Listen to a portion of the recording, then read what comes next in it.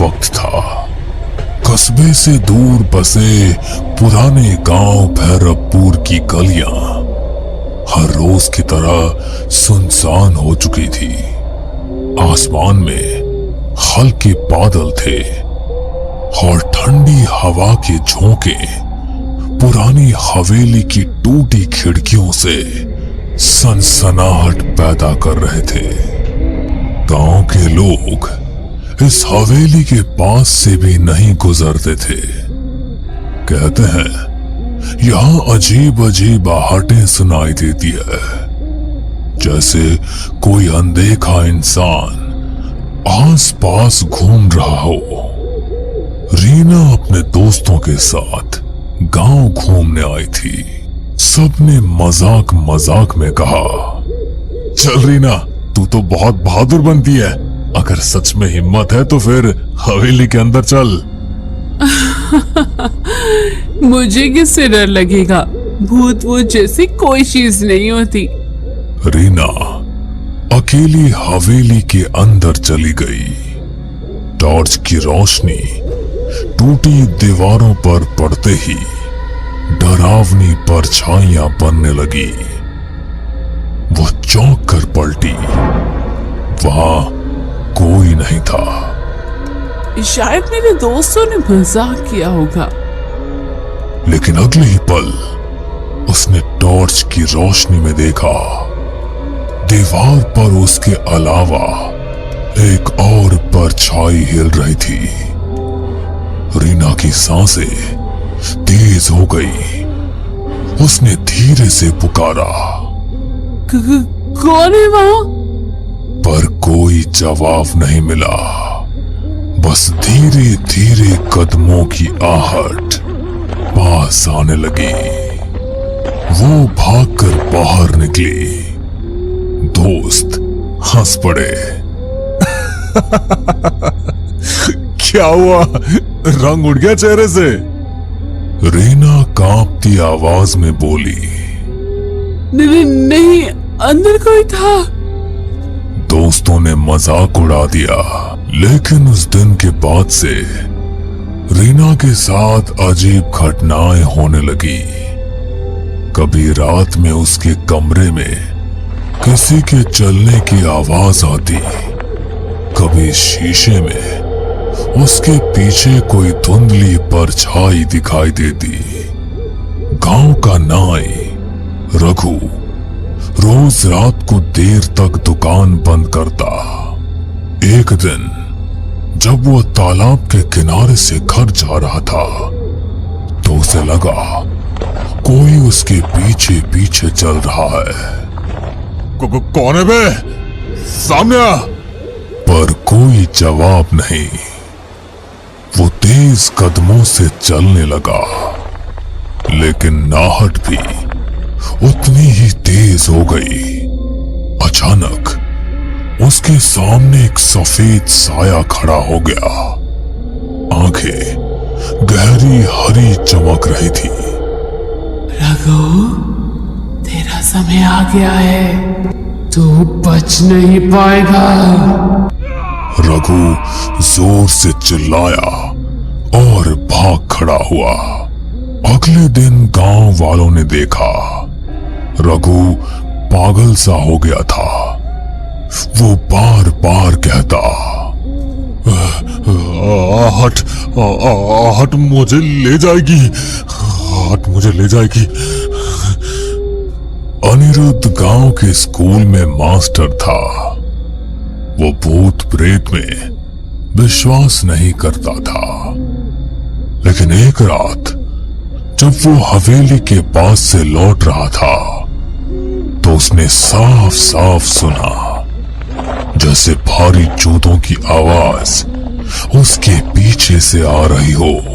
अरे ये कैसी आवाज है? यहां तो कोई और नहीं है।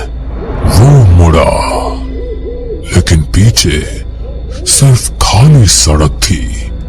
फिर अचानक उसके कान में किसी ने फुसफुसाया, तू बच नहीं पाएगा। रीना, रघु और अनिरुद्ध तीनों अलग अलग लोग थे।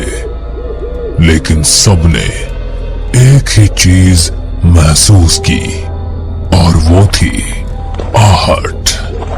गांव में धीरे धीरे डर फैलने लगा। लोग कहने लगे कि हवेली में दबे किसी रहस्य की वजह से ये सब कुछ हो रहा है। गांव भैरवपुर में अब हर कोई हवेली का नाम लेते ही सिहर उठता। रीना का चेहरा अब पीला पड़ चुका था। रघु पागलपन की हद तक डर चुका था और अनिरुद्ध मास्टर भी अब रात को अकेले निकलने से कतराने लगा था। लेकिन ये डर यहीं नहीं रुका। सविता रोज रात को अपने आंगन में तुलसी को दिया जलाती थी। उस रात भी उसने वैसा ही किया, लेकिन जैसे ही दिया जलाया उसे लगा मानो आंगन में कोई खड़ा है। कौन है वहां? अंधेरे में कुछ भी नहीं दिखा, लेकिन हवा का एक तेज झोंका आया और दिया बुझ गया। सविता ने माचिस जलाई, तभी देखा आंगन के कोने में एक औरत खड़ी थी। काली साड़ी में, बाल बिखरे हुए। हे भगवान! वो औरत धीरे धीरे आगे बढ़ी और उसके कान में फुसफुसाई, आहट सुनो, आहट सुनो, तुम्हें कोई लेने आ रहा है। सविता चीख पड़ी। घर वाले दौड़े, लेकिन वहां कोई नहीं था। अगर यहां कोई आत्मा है तो आज मैं उसे शांति दूंगा। वो मंत्र पढ़ने लगा। तभी हवेली की सीढ़ियों पर धीमे धीमे कदमों की आवाज आई। कौन है वहां?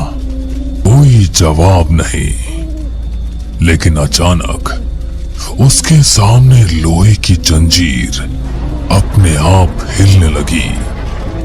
मोहन घबरा गया, लेकिन हिम्मत करके मंत्र पढ़ता रहा। तभी दीवार पर खून से लिखा उभर आया, आहट से बचना नामुमकिन है। मोहन के हाथ से माला गिर गई। वो भागते भागते गांव लौटा। ये जगह अशुभ है, वहां कोई अनदेखी शक्ति है। अमर गांव और कस्बे के बीच बस चलाता था। एक रात उसकी बस में कोई भी यात्री नहीं था। बस सुनसान सड़क से गुजर रही थी। अचानक उसने देखा बस की पिछली सीट पर कोई बैठा है। उसने शीशे में देखा सफेद कपड़े पहने एक आदमी, जिसका चेहरा धुंधला था। अरे कौन है? टिकट तो लो। कोई जवाब नहीं। अमर बस रोककर पीछे गया। सीट खाली थी। वो लौटकर ड्राइवर सीट पर बैठा। तभी उसके कान में आवाज आई, बस चलते रहो, आखिरी मंजिल तो मेरे पास है। अमर की हालत खराब हो गई। उस दिन के बाद उसने रात में बस चलाना ही छोड़ दिया। गांव वालों की दहशत सुनकर पुलिस ने जांच के लिए डीसीपी अरविंद को भेजा। अरविंद बहुत तर्क संगत इंसान था। भूत प्रेत की बातों पर हंसता रहता था। अरे ये सब अंधविश्वास है, मैं खुद हवेली जाऊंगा और देखूंगा। रात को वो टॉर्च लेकर हवेली पहुंचा। दीवारें खंडहर हो चुकी थी, लेकिन अचानक सीढ़ियों पर भारी कदमों की आहट गूंजी। रुको, कौन है वहां? उसने टॉर्च जलाई। सामने कोई भी नहीं था, लेकिन अगले ही पल उसे लगा जैसे किसी ने उसके कंधे पर हाथ रखा हो। वो पलटा, वहां सिर्फ हवा थी। फिर उसने कानों में साफ सुना, तू सच जानना चाहता है तो तहखाने में उतर। अब तक अलग अलग लोगों ने अलग अलग तरीके से आहट सुनी थी। सब घटनाएं अलग अलग थी, लेकिन एक ही बिंदु पर जाकर जुड़ती थी, आहट। मुझे लगता है हवेली में कुछ राज छिपा है। जब तक पता नहीं चलेगा, ये सब हमें चैन से नहीं जीने देंगे। अरे तू पागल हो गई है क्या? तू फिर से वहां जाना चाहती है? हाँ, अगर सच्चाई सामने नहीं आई तो यह आहटें हमें ऐसे ही डराती रहेगी। गांव भैरवपुर अब दहशत का पर्याय बन चुका था। लोग रात को घर से बाहर निकलना बंद कर चुके थे। हर कोई वही सुनता, धीमे कदमों की आहट। रीना का डर अब जिज्ञासा में बदल चुका था। उसने तय किया कि वो हवेली के तहखाने तक जाएगी, लेकिन अकेले जाना मुमकिन नहीं था। उसने अंकित, मास्टर अनिरुद्ध और पुलिस अधिकारी अरविंद से मदद मांगी। हमें सच का पता लगाना होगा, वरना ये आहटें हमें जिंदा खा जाएंगी। ठीक है, मैं पुलिस वाला हूं, पीछे हटना मेरे बस का नहीं। चलो आज रात तहखाने में उतरते हैं। रात के 12 बजे चारों लोग हवेली पहुंचे। अंदर सन्नाटा ऐसा था कि अपने दिल की धड़कन तक सुनाई दे रही थी। अचानक सीढ़ियों पर वही आवाज गूंजी। रीना का हाथ कांपने लगा। अरे डर मत, हम सब साथ हैं ना। सब लोग तहखाने की तरफ चलो। हवेली के पीछे एक पुराना लोहे का दरवाजा था, जिस पर जंग लगी थी। अरविंद ने जोर से धक्का दिया। दरवाजा चरमराते हुए खुला और बदबू का एक तेज झोंका आया। सीढ़ियां नीचे अंधेरे में उतर रही थी। चारों लोग नीचे उतरे। तहखाना ठंडा और सीलन भरा था। दीवारों पर काई जमी थी और बीचों बीच एक टूटी चौकी रखी थी। देखो वो, दीवार पर खून से लिखा था, आहट मेरा श्राप है, जो सुनेगा उसका अंत होगा। ये सब किसने लिखा होगा? तभी तहखाने के कोने से एक सफेद धुंधला साया उभरा। सबके कानों में वही आहट गूंजी। मैं इस हवेली की मालकिन ललिता हूँ। 100 साल पहले मेरे पति ने लालच में मुझे यही जिंदा दफना दिया था। मेरी चीखें, मेरे कदमों की आहट सब यही गूंजती रही। रीना की आंखें फटी की फटी रह गई। तो ये सारी घटनाएं वही आहट? हाँ। अचानक तहखाने की दीवारें हिलने लगी। छत से मिट्टी गिरने लगी। ये क्या हो रहा है? मेरा श्राप अनंत है। जो सच जानता है वो भी आहट से बच नहीं सकता। रीना, अंकित, अनिरुद्ध और अरविंद चारों बाहर भागने लगे, लेकिन हर तरफ से आहट की आवाज आने लगी। कभी पास, कभी दूर, कभी ऊपर, कभी नीचे। सभी हवेली से बाहर आने लगे। तभी अरविंद ने सबसे कहा, अगर हम इस हवेली को ही जला दें तो शायद ललिता का दफन शरीर भी जलकर मुक्ति पा लेगा और आहट का ये पूरा किस्सा ही खत्म हो जाएगा। उसके बाद सबने मिलकर पूरी हवेली में आग लगा दी और सभी हवेली से बाहर निकल आए। हमने सुना भी था कि हवेली की मालकिन अचानक गायब हो गई थी। असल में उसे मार दिया गया था। फिर अगले दिन लोगों ने हवेली में सामूहिक पूजा करवाई। उस दिन पहली बार कई सालों बाद गांव में रात शांति से बीती। लेकिन कुछ दिनों बाद रीना अपने कमरे में पढ़ाई कर रही थी। खिड़की से ठंडी हवा आई।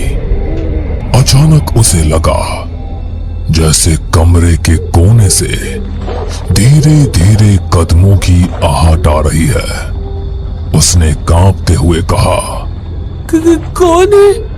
कोई जवाब नहीं मिला, बस वही आवाज।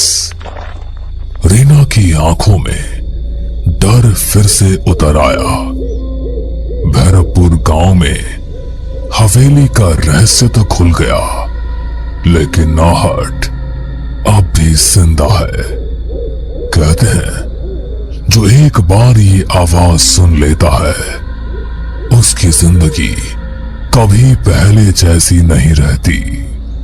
आहट सिर्फ एक आवाज नहीं, बल्कि एक अंधे का साया है जो हर जगह आपके पीछे पीछे चलता है। बस कभी वो आहट सुनाई देती है और कभी नहीं सुनाई देती, पर डर की दस्तक लेकर आहट सभी के आसपास चलती रहती है। हमें पूरा यकीन है दोस्तों कि आप लोगों को ये कहानी जरूर पसंद आई होगी। अगर आपके साथ भी कुछ ऐसे अनकहे किस्से हो चुके हैं तो प्लीज हमारे साथ शेयर करें। हम जरूर अपने चैनल पर उनको दिखाएंगे। हमारी ईमेल आईडी नीचे डिस्क्रिप्शन बॉक्स में दी गई है, तो प्लीज हमारे वीडियो और चैनल को शेयर एंड सब्सक्राइब करें और बने रहे हमारे साथ ऐसे ही अनकहे किस्से और कहानियां सुनने के लिए।